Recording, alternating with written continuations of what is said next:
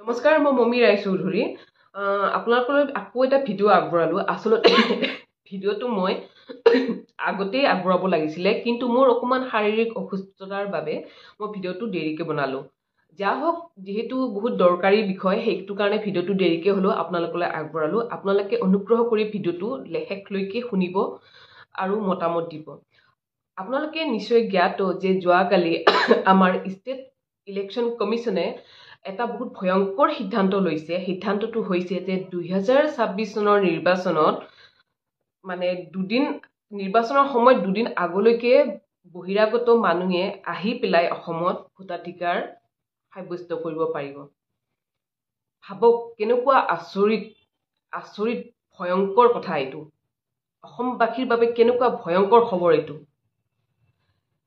সেইবিলাক বহিৰাগত মানুহ যিবিলাক নেকি না অসমত জন্ম না অসমৰ বায়ু পানী মাটি সেৱন কৰিছে একো কৰা নাই একো নাজানে তেওঁলোকে অকল কি কৰিব ইলেকশ্যনৰ সময়ত আহিব তাৰ মানে ৰাইজ কথাটো এনেকুৱা হৈছে আমাৰ এইখন চৰকাৰ আমাৰ মুখ্যমন্ত্ৰী মহোদয়ে নিজৰ ৰাজনৈতিক মুনাফাৰ বাবে এতিয়া তেওঁলোকে কি কৰিছে অসমীয়াৰ যিটো মূল আমাৰ সাংবিধানিকভাৱে এটা গুৰুত্বপূৰ্ণ অধিকাৰ ভোটদান সেইটো এতিয়া খৰ্ব কৰি তেওঁলোকে এতিয়া বহিৰাগতক দিব ওলাইছে সেইবিলাক বহিৰাগত যিবিলাক নেকি অসমৰ লগত দূৰলৈকে কোনো সম্পৰ্কই নাই সেইবিলাক মানুহে এতিয়া এওঁলোকক ভোট দি নিজৰ স্বাৰ্থৰ কাৰণে জিকাবৰ কাৰণে নিৰ্বাচনত তেওঁলোকে এতিয়া এইটো বিহাৰৰ দৰে নিনজা টেকনিক মানে ল'ব ওলাইছে কি আচৰিত মুখ্যমন্ত্ৰী ডাঙৰীয়া মোৰ এতিয়া আপোনাক প্ৰশ্ন কৰিব মন গৈছে যে আপুনি সঁচাকে অসমীয়া মানুহ নে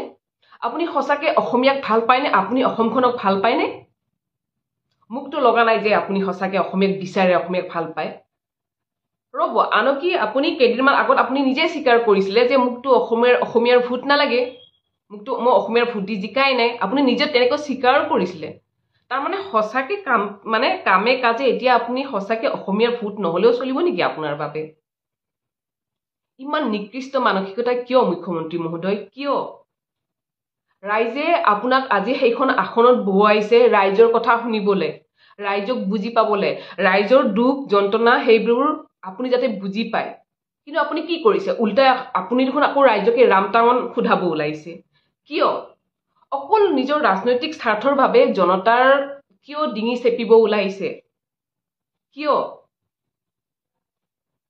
কমটি ডাঙৰ কথা নে আজি আপোনাৰ ইলেকশ্যনত জিকিবৰ কাৰণে বহিৰাগত মানুহ ট্ৰেইনে ইউপিৰ পৰা হওক বিহাৰৰ পৰা হওক বা ক'ৰবাৰ পৰা আপুনি আনিব ভোটদান কৰিবৰ কাৰণে যদি ইলেকশ্যনৰ দুদিন বা এসপ্তাহ আগতো আহি পায় তথাপিও তেওঁলোকে ভোটদান কৰিব পাৰিব বাহ কি আচৰিত কথা মুখ্যমন্ত্ৰী ডাঙৰীয়া কি আচৰিত কথা এয়াই নেকি আপোনালোকক জাতি মাটি ভেটি কথা কোৱা বিজেপি চৰকাৰ যি নেকি চৰকাৰে বা মুখ্যমন্ত্ৰী মহোদয়ে কৈছিলে আমাৰ প্ৰথম প্ৰায়ৰিটি হৈছে অসমীয়াক সুৰক্ষা দিয়া এয়া সুৰক্ষা দিব ওলাইছে আজি মূল্যবৃদ্ধিৰ মানুহে কোক বোকাই সাধাৰণ মানুহ জিনা হাৰাম হৈ গৈছে জীয়াই থাকিবলৈ কঠিন হৈ পৰিছে দুবিলা দুমুঠি খাবলৈ চিন্তা কৰিবলগীয়া হৈছে তেনে ক্ষেত্ৰত আপুনি সেইবিলাক সমস্যা সমাধান নকৰি এইবিলাক নিজৰ ৰাজনৈতিক মুনাফাৰ কাৰণে আপুনি কি কৰিব ওলাইছে আজি মূল্যবৃদ্ধি কেনেকুৱা হৈছে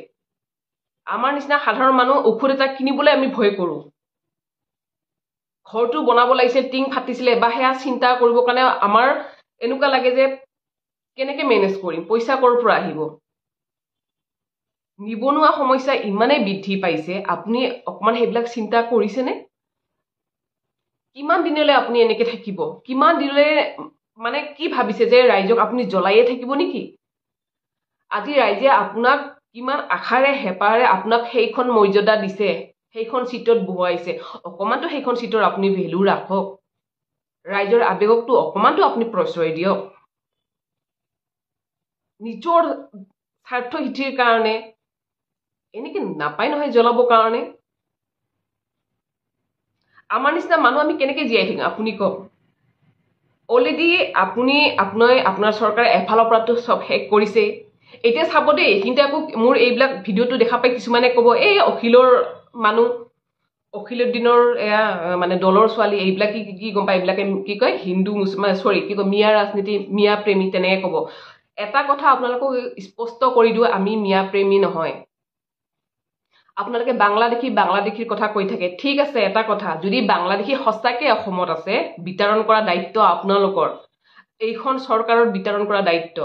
কাৰণ কেন্দ্ৰতো বিজেপি চৰকাৰ, অসমতো বিজেপি চৰকাৰ। গতিকে ইমান এখন শক্তিশালী বিজেপি চৰকাৰ থাকোঁতে বাংলাদেশী কেনেকৈ আছে, আৰু যদি আছে তাক বিতৰণ কৰা দায়িত্ব আপোনালোকৰ। কিন্তু আপোনালোকে বিতৰণ কিমান কৰিছে আপোনালোকে বিতৰণ? আমি বাংলাদেশী প্ৰেমী নহয়, স্পষ্ট কথা। বাংলাদেশী প্ৰেমী একেবাৰে নহয়। অন্ততঃ মই মোৰ কথাও কওঁ, ময়ো বাংলাদেশী প্ৰেমী একেবাৰে নহয়। কিন্তু যদি বাংলাদেশী সঁচাকে আছে তেওঁলোকক দলিয়াই দিয়ক, অসমৰ পৰা বহিষ্কাৰ কৰি বাংলাদেশত পঠিয়াই দিয়ক। কিন্তু তাকে নকৰি এনেই মানুহক হাৰাশাস্তি কৰি হিন্দু মুছলমানৰ ৰাজনীতি কৰি এই লেতেৰা ৰাজনীতিখন বন্ধ কৰক। উচতাই জোল খোৱা বন্ধ কৰক। আপোনালোকে সহ্য কৰিব নোৱাৰা হৈছে মানুহে, ৰাইজে জীয়াই থকা বহুত কঠিন হৈ গৈছে। আপোনালোকে পাৰিলে এবাৰ গাঁৱে ভূঞে অকণমান ছাৰ্ভে কৰিব। এতিয়া আকৌ আপোনালোকে নক'ব কিয় আমাৰ চৰকাৰে আমি বহুত কিছু দি আছো, 1250 টকাত ঘৰ চলিব নোৱাৰে। মুখ্যমন্ত্ৰী মহোদয়, মই আপোনাকো কৈছো বা আপোনালোকৰ যিবিলাক নেতা পালিনেতা সদস্য কৰ্মকৰ্তা আছে সকলোকে কৈছো, 1250 টকাত ঘৰ নচলে, চিলিণ্ডাৰে পেট নভৰাই, 5 কেজি ফ্ৰী চাউলে বা 10 কিলো বেছিকেই ধৰিলো, সেয়া গোটেই মাহ ঘৰখনৰ, কাৰণ ঘৰৰ এখনত 4জন বা 5জন সদস্য থাকে, সেই চাউলে ঘৰখন পেট নোজোৰে। আজি শিক্ষিত ল'ৰা ছোৱালী কিমান পঢ়ি শুনি বহি আছে, হাত সাৱটি বহি আছে। এবাৰ সেইবিলাক চিন্তা কৰকচোন, কি কৰি আছে আপোনালোকে। মাত্ৰ কেইজনমান মুষ্টিমেয় মন্ত্ৰী নেতা পালিনেতাই তেওঁলোকৰ ঘৰখন জমকতাৰে চলি আছে। কিছুমানে ঠিকা ঠুকুলি পাইছে কাৰণে বিজেপি ভাল, বিজেপি জিন্দাবাদ, বিজেপি লাগে। কিন্তু এবাৰ গাঁওবিলাকত আপোনালোকে ছাৰ্ভে কৰিবচোন, কিমান কষ্ট হৈছে চলিবৰ কাৰণে। অকণমানটো ভাবক আপোনালোকে। আৰু মই লগতে আমাৰ যিবিলাক বিজেপিৰ কৰ্মকৰ্তাসকলক মই কৈছো আপোনালোকক, বাৰু আপোনালোকে বিজেপিয়ে বহুত দিছে মানিছো মই, আপোনালোকে ধন ঘটিছে, ভাল কথা। আপোনালোকে ভালকে চলিব পাৰিছে, গাড়ী ঘোঁৰা লৈ এচিত থাকি পেলাই, বাৰু বহুতেই ভাল কথা। কিন্তু অনাগত দিনত আপোনাৰ ল'ৰা ছোৱালীৰ কথাটো ভাবক। আজি যিবিলাক সন্মুখত ভয়াৱহ পৰিস্থিতি দিনক দিনে আহি আছে, সেইবিলাক কথা এবাৰ উপলব্ধি কৰকচোন। আজি যে মই এইবিলাক কৈ আছো, মোৰ নিজৰ মুনাফাৰ কাৰণে কোৱা নাই। চিন্তা হৈছে অকণমান যে কালি ঠিক আছে, মই আজি যেনে তেনে চলি গলো, কালি পৰহি মই এই পৃথিৱীৰ পৰা মই বিদায় মাগিলো, কিন্তু আহিবলগীয়া হয়তো মোৰ ল'ৰা ছোৱালী বা মোৰ ঘৰৰ ভাই ভনী যিবিলাক ল'ৰা ছোৱালী, কি অৱস্থা হ'ব।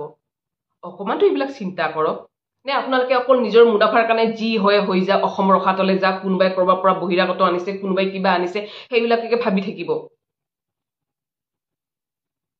আচৰিত কথা। যিখিনি সময়ত এতিয়া আপোনালোকে নিজে গম পাইছে 6 জনজাতিকৰণৰ কাৰণে চবেই কেনেকৈ লাগি আছে, কোচ ৰাজবংশীৰ পৰা আহোমৰ পৰা আদি কৰি, সেইবিলাক কথা এবাৰ চিন্তা কৰিছেনে এইখন চৰকাৰে? যিবিলাক নিজৰ প্ৰাপ্য, এতিয়া মই জনগোষ্ঠীয় এজনী কোচ ৰাজবংশী ছোৱালী হিচাপে কৈছো, আমাৰ প্ৰাপ্য আমাক দিবই লাগিব। কিন্তু আপোনালোকে কি কৰিছে? নাই দিয়া। কিন্তু ঠিক ইলেকশ্যনৰ সময়ত, নিৰ্বাচনৰ সময়ত আপোনালোকে আহিব, টোপ এটা দিব। টোপ কি দিব? নিশ্চয় পাৰ হ'ব। তাৰমানে আপোনালোকে কি ভাবিছে, জনগোষ্ঠীয় লোকসকলে কি ভাবিছে, নিৰ্বাচনী বৈতৰণি পাৰ কৰা সেই আহিলা অস্ত্ৰ বুলি ভাবিছে নেকি? তাতকৈ মোৰ আচৰিত লাগে আমাৰ মানুহবোৰক, যিবিলাকে এই চব কথাত সেইটো সময়ত পতিয়ন গৈ মুখ্যমন্ত্ৰীৰ নেতা পালিতাৰ আশে পাশে শয়ে বায়ে ঘূৰি থাকে। আৰে অকণমানটো ভাবক, অনুগ্ৰহ কৰি কৈছো, অকণমান সকলোৱে ভাবক, সজাগ হওক। কাৰণ অনাগত দিনত বহুত ভয়াৱহ পৰিস্থিতি হবলৈ গৈ আছে। মুখ্যমন্ত্ৰীৰ কথাত বা নেতা পালিতাৰ কথাত ভুল নাযাব। নিজৰ স্বাৰ্থৰ কাৰণে, গাড়ীখনৰ কাৰণে, পইচা ৰাইজক জাকজমকতা দেখাবৰ কাৰণে নিজৰ মানে জনগোষ্ঠীটোক চেক্ৰিফাইচ নকৰিব, জলাঞ্জলি নিদিব। অকণমান সকলোৱে ভাবক। এতিয়া নাভাবিলে কেতিয়া ভাবিব আপোনালোকে? হয়, স্বাৰ্থৰ কাৰণে সকলোৱে কাম কৰে, কৰক, কিন্তু ইমানতো নকৰিব। ভাবকচোন, কমটি ডাঙৰ কথা নে? ইলেকশ্যনত জিকিবৰ কাৰণে এতিয়া বহিৰাগত মানুহ আহিব, তেওঁলোকে ভোটদান কৰিব। কেনেকুৱা নিকৃষ্ট কি চলি আছে মানে এইবিলাক নাটকবাজি? কি ভাবিছে এইখন চৰকাৰে? এইখন চৰকাৰ কি ৰাইজকে কিনি লৈছে নেকি? মুখ্যমন্ত্ৰী মহোদয়ে কি ভাবিছে যে অসমীয়া কি কিনি লৈছে নেকি এতিয়া নে তেওঁ নিজকে এনেকুৱা মানে অসমৰ সৰ্বশ্ৰেষ্ঠ ৰজা আৰু এনেতো তেওঁ কয়ে যে তেওঁতকৈ পাৱাৰফুল মানুহ কোনো নাই কিন্তু মুখ্যমন্ত্ৰী মহোদয়ে পাৱাৰফুল যে আপুনি যে কয় আপোনাক কোনে বনাইছে পাৱাৰফুল সেইটো কওকচোন এই আমাৰ নিচিনা আমাৰ ৰাইজে সাধাৰণ খাটি খোৱা ৰাইজে আপোনাক পাৱাৰফুল বনাইছে সেইখন আসনত বহুৱাইছে আৰু আজি আপুনি ৰাইজক কি চিনি নাপায় উল্টা ৰাইজৰ ওপৰত মূৰৰ ওপৰত উঠি নাচি এতিয়া আকৌ বহিৰাগত মানুহ আনিব ওলাইছে ভোটৰ কাৰণে নিৰ্বাচনত জিকিবৰ কাৰণে নিজৰ মুনাফাৰ কাৰণে আচৰিত মানসিকতা আজি আপোনাৰ ল'ৰা ছোৱালী চলি আছে বেলেগৰ কি হ'ব আমাৰ কি হ'ব সাধাৰণ মানুহৰ ল'ৰা ছোৱালীৰ ভৱিষ্যত কি হ'ব আজি আপোনালোকে বহুত প্ৰপাৰ্টি গোটাইছে আপোনাৰ ল'ৰা ছোৱালী ইয়াত নাথাকিলে হ'ব বাহিৰত বিদেশত থাকিব কিন্তু আমি ক'ত যাম আমাৰ সাধাৰণ মানুহৰ ল'ৰা ছোৱালী ক'ত যাব মুখ্যমন্ত্ৰী মহোদয় যিটো সময়ত মূল্যবৃদ্ধিত মানুহ ককবকাই আছে নিবনুৱা সমস্যাত ককবকাই আছে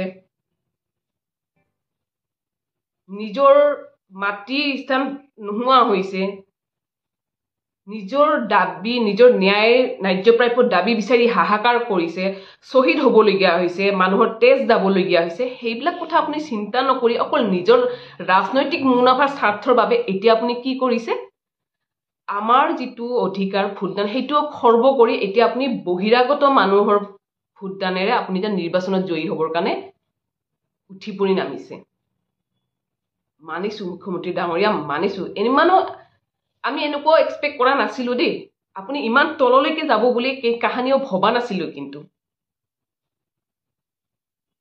ৰাইজ এইখিনিয়ে মোৰ আপত্তি এইটোৱে মোৰ ক্ষোভ আপোনালোকক যদি মই কিবা এইখিনিতে এই চেগতে ভুল কৈ পাইছো কিবা নকবলগীয়া কথা কৈছো মোক ক্ষমা কৰি দিব কিন্তু আপোনালোকে এবাৰ কথাবিলাক ভালকে বিবেচনা কৰক চিন্তা কৰক এই আজি চলি আছে এই যি যুঁজ চলি আছে এইবিলাক অন্যায় এই অন্যায়ৰ পৰা নিজকে পৰিত্ৰাণ পাবলৈ চিন্তা কৰক আকৌ কৈছো কাৰণ অনাগত দিনত আমাৰ বহুত ভৱিষ্যত বেয়া ভয়ংকৰ পৰিস্থিতিৰ ফালে আমি গৈ আছো এইখিনিয়ে